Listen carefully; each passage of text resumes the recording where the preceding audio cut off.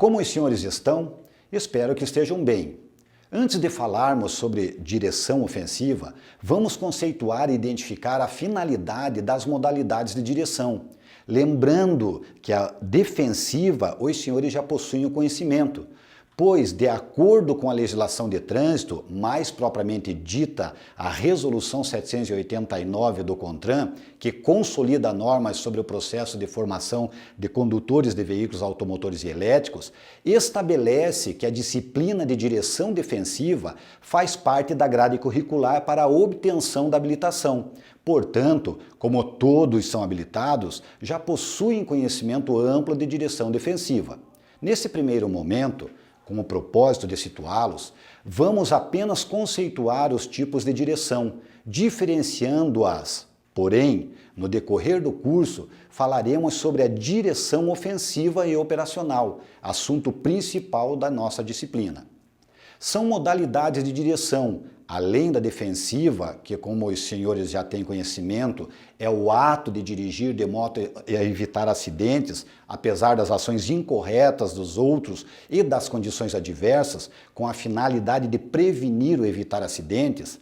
Ainda temos direção econômica, praticada pelos condutores com o objetivo de reduzir o consumo de combustível, portanto, proporcionando o aumento da autonomia do veículo, bem como evitar o desgaste desnecessário dele, prolongando a sua vida útil.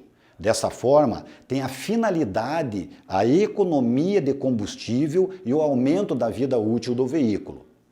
Direção evasiva, praticada pelo condutor com o objetivo de retirar-se de um local de risco real ou potencial, e na atividade de segurança pessoal é usada após a execução de evasivas de detecção com o objetivo de aplicar as evasivas de despistamento, evitando que os condutores de outros veículos venham segui-lo, quer seja para a prática de crimes ou não, sem existir a necessidade de executar a direção ofensiva. Portanto, a finalidade da execução desse tipo de direção é deslocar-se para pontos estratégicos de segurança, fugindo de situações de risco.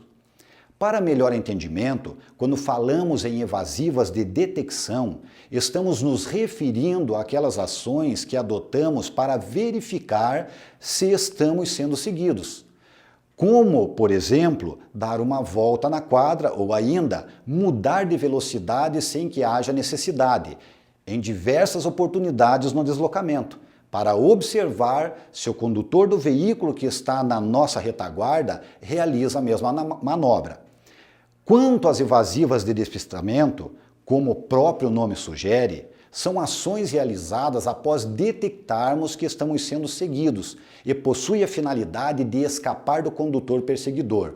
É importante destacar que para utilizarmos as evasivas de detecção e de despistamento, devemos conhecer adequadamente todos os itinerários que, eventualmente, podemos utilizar, pois o não conhecimento deles, em vez de nos ajudar a sair de uma situação de risco, pode nos colocar nessa situação. Basta imaginar entrarmos em uma rua, tanto para detectar quanto para despistar, e nos depararmos com uma rua sem saída. Direção ofensiva, praticada pelo condutor com a finalidade de evitar situações críticas, tais como roubos, sequestros, atentados, estes com o objetivo de executar passageiros ou o próprio condutor. Compreende uma série de manobras agressivas, as quais proporcionam ao condutor condições de deslocamento para local seguro, utilizando-se de técnicas para evitar danos que possam culminar na parada do veículo, como por exemplo, reverso, slalom, cavalo de pau, abalroamentos, se preciso for, e inclusive, dependendo da ação, a utilização do veículo como arma, atropelando o agressor, entre tantas outras. Nessas situações, o condutor deixa de observar certas normas de segurança e, principalmente, normas gerais de circulação e conduta esculpidas na legislação de trânsito, tendo em vista as ações emergenciais que deve adotar, em consequência de estar sendo perseguido por elementos adversos que pretendem praticar roubo, sequestro ou execução. Esse tipo de direção tem por finalidade salvaguardar a integridade física dos ocupantes do veículo e, caso haja necessidade, inutilizar os agressores. Direção operacional, praticada por condutores de veículos de emergência, principalmente os que atuam na área de segurança pública. Como veremos, as ações são similares à direção ofensiva, inclusive no que se refere aos exercícios praticados. Tem a finalidade de realizar acompanhamento tático de criminosos, buscando amenizar riscos aos demais personagens do trânsito. De forma sucinta, vimos a conceituação e finalidade de cada tipo de direção. Vamos analisar na Lei 9.503, que institui o Código de Trânsito Brasileiro, CTB, se há base legal para adotarmos principalmente a direção ofensiva e operacional, pois destas demandam ações que negligenciam algumas normas de segurança e normas gerais de circulação e conduta previstas na legislação de trânsito. O artigo 29 do CTB estabelece as normas que devem ser obedecidas por condutores de veículos nas vias terrestres abertas à circulação. Dentre tantas normas, nos incisos, alíneas e parágrafos estabelecidos no referido artigo, devemos observar as descritas nas alíneas do inciso 7. O referido inciso versa sobre os veículos de emergência, estabelecendo quais seriam eles e, por intermédio de suas alíneas, apregou as normas que devem ser obedecidas, não só por seus condutores, mas também para os demais atores do trânsito, como podemos observar na linha A, que estabelece normas para condutores de outros tipos de veículos, tais como automóveis, motocicletas, motonetas, ciclomotores e bicicletas. E, na linha B, que versa sobre o comportamento que deve ser adotado pelos pedestres por ocasião da passagem de veículo de emergência. As alíneas C, D, E e F ditam o comportamento que deve ser adotado pelos condutores de veículos de emergência. Destacamos no CTB o artigo 29, inciso 7 e suas alíneas, para demonstrar que, mesmo que a legislação conceda prioridade aos veículos de emergência, seus condutores possuem o dever de respeitar as normas gerais de circulação e conduta, até porque, de acordo com a linha D, resta claro que a responsabilidade do condutor de veículo de emergência é maior do que a dos demais atores do trânsito. Vamos ver a linha D do artigo 29, inciso 7.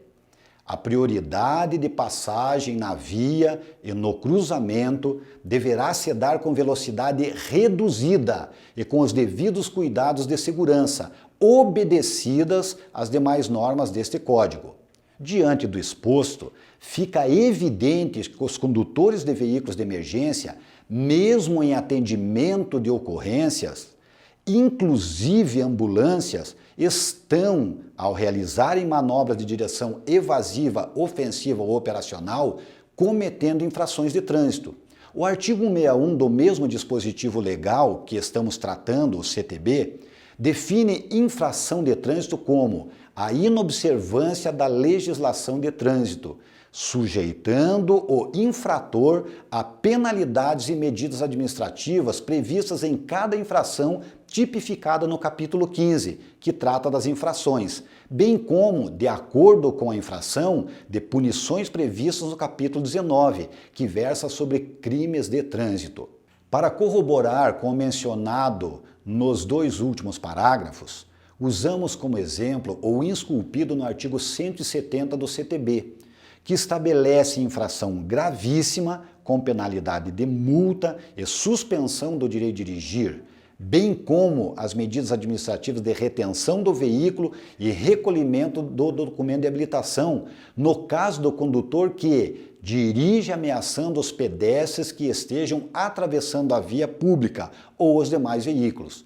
Observem que não só essa, todas as infrações elencadas na apostila de direção defensiva, ofensiva, unidade 2, no segundo parágrafo do item 1.2, não finalizam dizendo, exceto os veículos de emergência. Dessa forma, as infrações são generalizadas e os condutores de veículos de emergência, assim como qualquer outro infrator, deverá ser identificado e o órgão a que pertence deve justificar para a autoridade com circunscrição sobre a via onde ocorreu a infração que a atitude do condutor foi em virtude de atendimento emergencial.